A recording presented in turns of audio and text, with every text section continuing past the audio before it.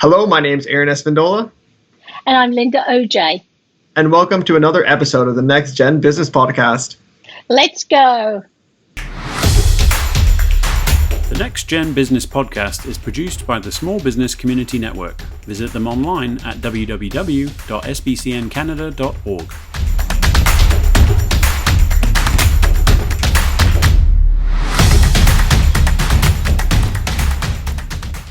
Well, Linda, how's your day been today? My day has been lovely. I've been planting little annual flowers in my little garden box by the little fish pond. You can probably buy plants still because the garden centers are still open, correct? Yeah, we actually wanted to go to a home hardware one, but even though we're on holiday this week, we've been working all day, so it closed. So we went to Zayas. We didn't go to like a proper garden center. We went to Zayas. Spent $60. Annuals just come up once a year. I've already got some perennials. I find being in the fresh air, being in the garden, being in the sun helps me mentally, physically, spiritually, in every possible way. And poor Dave has been staying in the deck and director.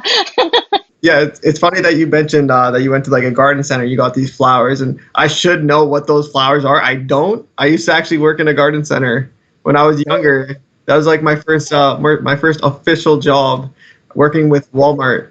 Oh, Walmart! Yeah, they have some good ones too. Yeah. Yeah, I got hired to do the garden center there, so it was so nice in the evenings. I would just be there, like watering all the plants. So any of the younger people watching, guys, Walmart's a good employer. That's a good tip. Yeah.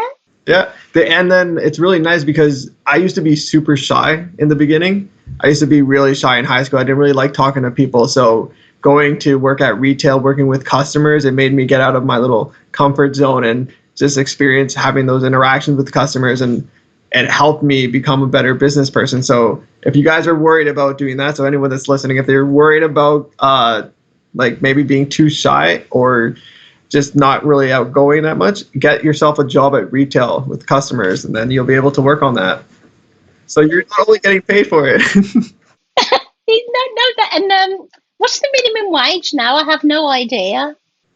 I think it was like around $15. I'm not 100% sure. I haven't worked minimum wage for a while now. I worked like minimum, but then also commission. So I never just see how much it would be. But yeah, so I think that was a really good opportunity for me to start off. And if any younger people are watching this, just do stuff that work with customers so that you get to know them and see what they want.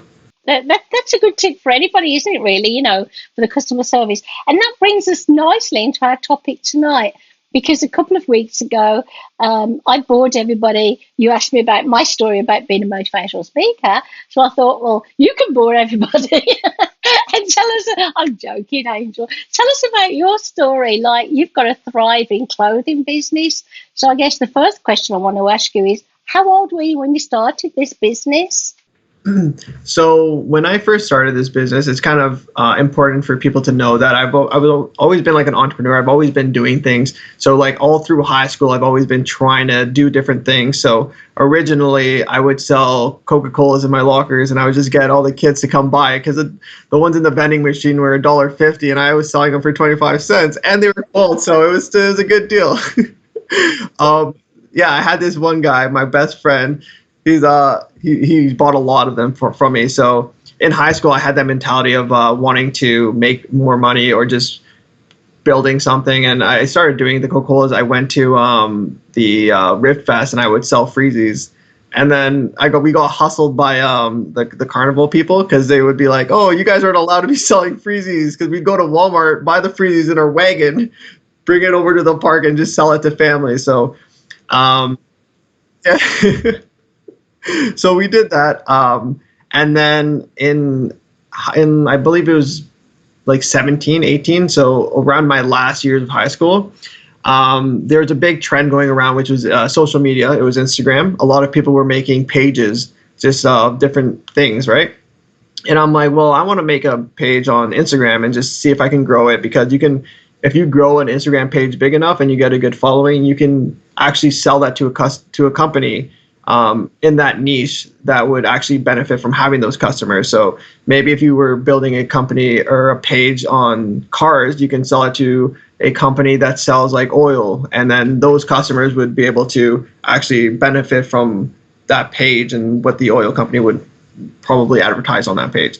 So I decided to do one on the beach lifestyle aspect of it, and I called it Booty Beach because at the time I'm like, those are the two things I really like to do. I love going to the beach, right? Quick question. So this was, did you say you were 17 or 18? I believe I was 17 when I was doing it, turning 18. So that's when I first started the page. So the Instagram page came first. So that was 6 years ago. Yeah. And it was when, I guess, Instagram had just started out. So I'm guessing it was a lot easier then than it is now to gain the momentum, unless you really slog away at it. But you managed to do it and you started your company. So was it a real company? Was it just like pictures of clothes, or was it real? So in the beginning, it was just pictures of the beach and stuff like that. And then it turned real once I started actually looking at ordering product. So at first I would get lanyards and I would just sell it to my friends, and I would sell it like they'd be pretty expensive because for me, I wasn't buying in bulk. And that's one of the things that a lot of small businesses know, that when you don't buy in bulk and you're ordering it from China, it's going to cost a lot, right? It's going to cost a pretty penny. So when you're selling that, it's a little bit of a higher price, right? So the big problem that I had was not having a breadth of product that was like able to maintain like a customer base, right? So I only had lanyards and I only had baseball caps, but they were really nice because they had a leather strap on it. And at the time it was really cool. So I had those two things, and I wanted to do clothing as well. So then I, at the same time, I finished school, and I finished high school, and then I was going to work at a factory full-time job. So I was getting enough money to actually look into getting clothing made. And that's when I went to like a local printing shop. The guy was really nice and everything, but the problem was they were asking for too much up front, and I didn't have enough money or an idea of where I was going to go with it to spend that much to do all that. So that's where I'm like, okay, let me put this on pause. Let me go to school for 3 years and then come back to it and see where I'm at and get all my ducks in a row. So that was like 2 years ago? Am I getting my timing right? It was 3 years ago. Three and a half, possibly 3.5. Because it's interesting for our listeners to know the time frame, because when I first met you, I thought, whoa, such a young guy, and he's got this amazing business, and it just happened overnight, and it was so easy. So by telling your story... No, it's been a while. It's been a... So I'm with you. You got some money, yeah. Yeah, so I got some money, and I blew it on getting some samples, but the samples ended up costing just around like $4,000 just to get maybe like 3 or 4 shirts of each style, and then I had different product for women and men, right? So for me at the time, it was a little bit expensive. I couldn't really keep up with the prices. I wasn't getting enough sales. I didn't have a website that was really working as much as I wanted to, and the big problem I had was shipping. I didn't know how to ship. That was a big issue. And I'm like, well, I'm going to go back to the drawing board on this. So that's when I went to school after that. So right after, I'm like, okay, let me go to school, put this on pause. So I paused the website. I paused everything I was doing, even the Instagram page. And I went back to school. And then towards the end of school, I actually joined this, it was this thing called the Venture Lab at Conestoga College. And then if any of you guys are listening that are in college, university, all these institutions usually offer students the opportunity to be part of these programs that help them develop businesses, or just help them learn about whether it's sales, whether it's HR, things like that. They usually help them do that. So it's just a matter of actually going to the offices and seeing like, hey, what kind of programs are available for me as a student, right? And that's exactly what I did. I didn't hear about it by anyone. I just walked by. It was the class right beside mine. It said small business venture, or it said Venture Lab, and I'm like, what's that? Like, I want to know more. So I went and I'm like, hey, what's happening here? And that's when I met this one of the program coordinators, and her name was Rose. I don't know her last name. She's gonna hate me if she hears this. Rose. I spoke with her and I told her, hey, this is what I'm doing. I already got product. and I want to get started this year because I'm going to be finishing school. So essentially, she set me up with a coach, and this gentleman helped me out for like a full year to develop business plans. So look at marketing, what type of customers I want, what actual industry I'm in, do like all the competitive analysis on all those different things that I knew I was supposed to do it, but I was also not focused on that at that moment. I was trying to just do everything at the same time. So when you're trying to do everything, there's things that the fundamentals of the stepping stones aren't really there, right? The foundation isn't there. And that's something that as a small business person that you're just getting started, that you're never going to really know until you actually start doing it. So I did that for the full year. And then by the end of it, the coronavirus hit. That's after I found out who my manufacturer was going to be, how I'm going to ship it, what kind of products I wanted to offer. I had a whole like Instagram marketing plan set out. So I did all that, and then the coronavirus hit, and the manufacturer went from being 2 weeks delivery to any customer around the world to a month and a half, because they were so backed up in orders. And I'm like, okay, well, now I'm going to have to put it on pause again because I got to wait for the manufacturer to get back on their orders, or at least find a different manufacturer. And that's really important, especially in the clothing industry, is customers don't want to wait that long to get their product. I guess that's also true with any e-commerce stuff. If you have a product and you're trying to sell it to customers, their alternative is Amazon, these other big companies that can get it in 2 days, 3 days. Like, it's very quick, right? And one of the big things was getting a different manufacturer that would be able to meet those delivery times. And that's what I did. I found a different manufacturer. And I don't know if you know the term drop shipping. Okay. So for any of the viewers listening, drop shipping is a very basic idea. It's you make a product, you have another company make it, like actually physically put it together, whatever it is. It could be sunglasses, it could be cell phone cases, anything like that with your brand on it, and all your branded stuff on it. And then they ship it to the customer directly with all your branding, and you don't have to do anything with it, right? So that's a really good way to start if you're not trying to invest that much money, because usually those products, you pay for them only when you sell it. And one of the big issues I had in the beginning was not having enough cash flow to actually pay for 500 products to sit in my room, right? A quick question. So you were designing clothes primarily by now. So it just has your logo on it. It doesn't have any graphics or anything like that. No, they do. They do have the graphics. So I have different styles. So on my website, there's the minimalistic, which is just like the actual logo. So it's going to be something like that guy there, just with that guy. And then there's the legacy, which has the actual full name, like Booty Beach, on the front. And then out of those two, the minimalistic is the one that's usually the most popular, that a lot of people just like having this picture on, right? It attracts a lot of attention. A lot of people, young people, like it right now because it's... What does that represent again? It's just a booty. And it's funny. It's funny too, because in my culture, it's not as taboo as it is here. So whenever I talk to my mom and stuff, she like loves it, and she's always like, "Oh, let me be a model and do all that stuff," right? She absolutely loves it. But then it's just funny to tell other people, because sometimes they're a little squeamish when they hear it, but they still like it. So.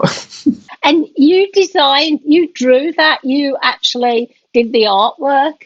Yeah. So this one, I mean, it's not that much art. It's just like a silhouette, right? But if somebody else was thinking about doing T-shirts, but they wanted a graphic on, but they couldn't do the graphic, how would they get around that?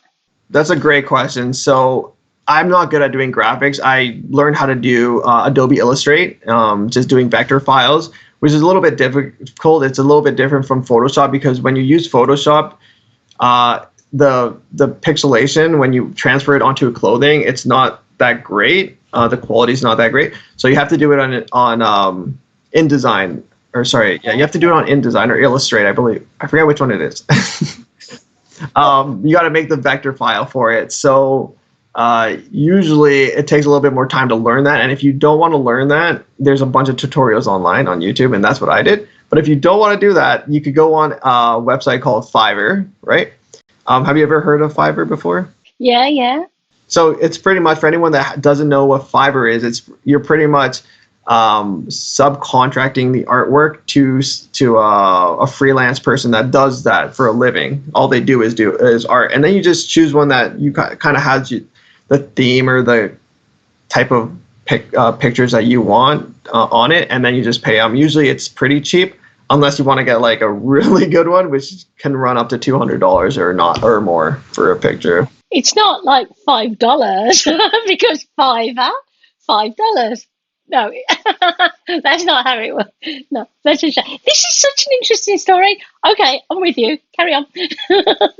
So yeah, if anyone wants to do the designs, just go on Fiverr, order one of those guys. The delivery time's usually really quick, and that's what I do with the designs I have now. So on my website, I'm trying to release more collections. So I have the Euphoria Collection, which is supposed to be like this kind of musical. How can I explain it? It's kind of more pretty much euphoric.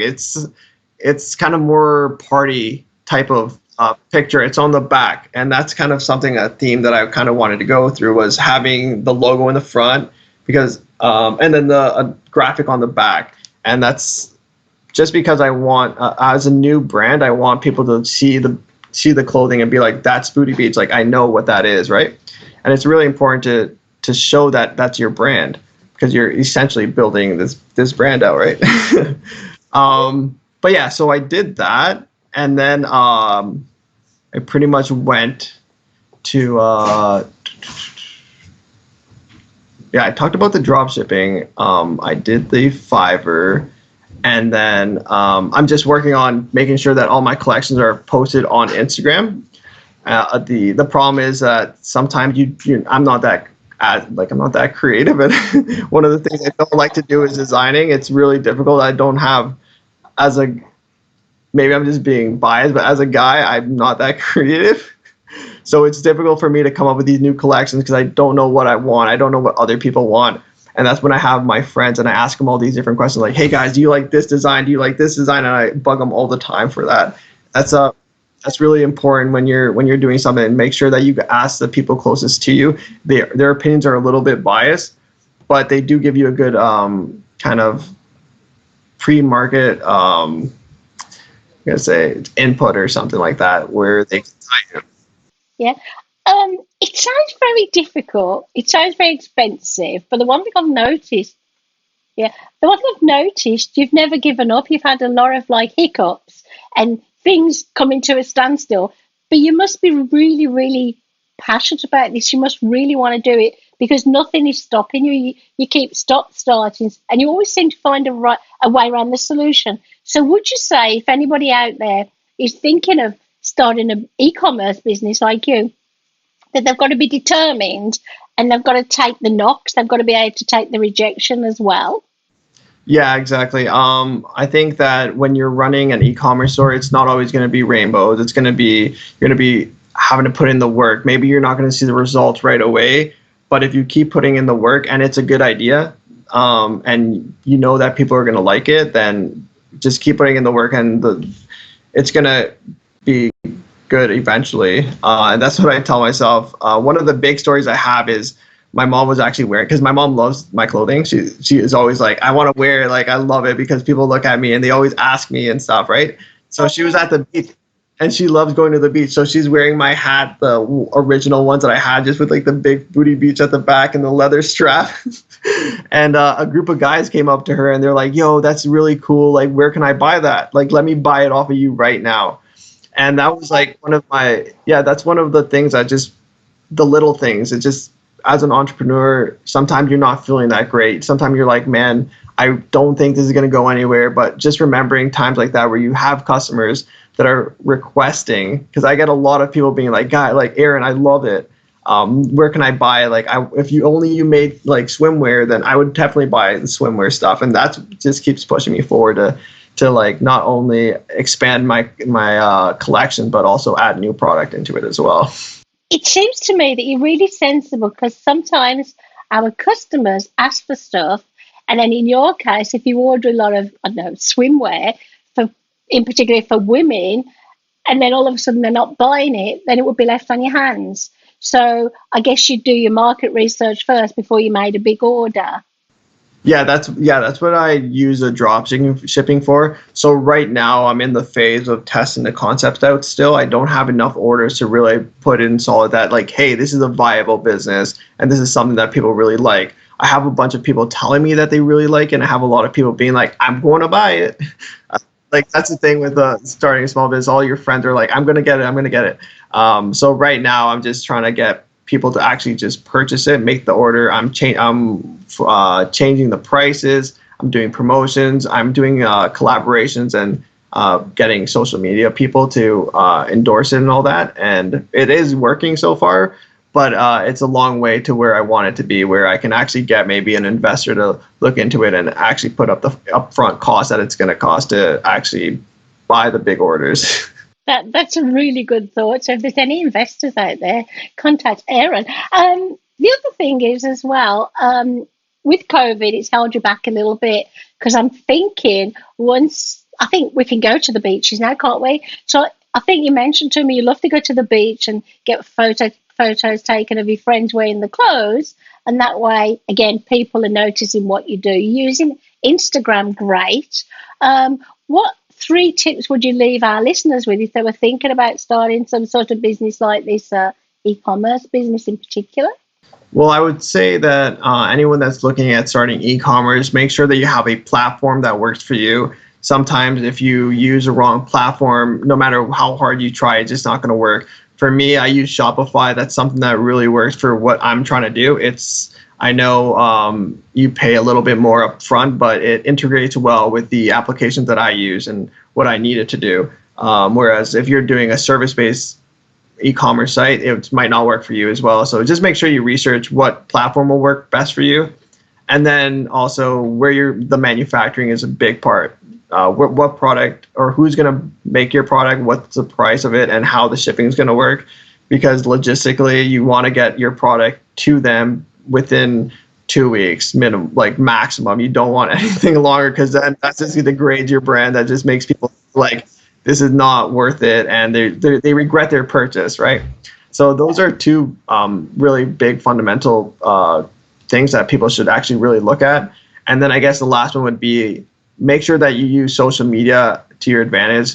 You can reach a lot of different people. So if you're using TikTok, the growth, the potential traffic that you could be gaining to your website from TikTok is crazy. You could get a viral video and you don't have to pay for it. The algorithm will help you as long as you have a product that's actually good.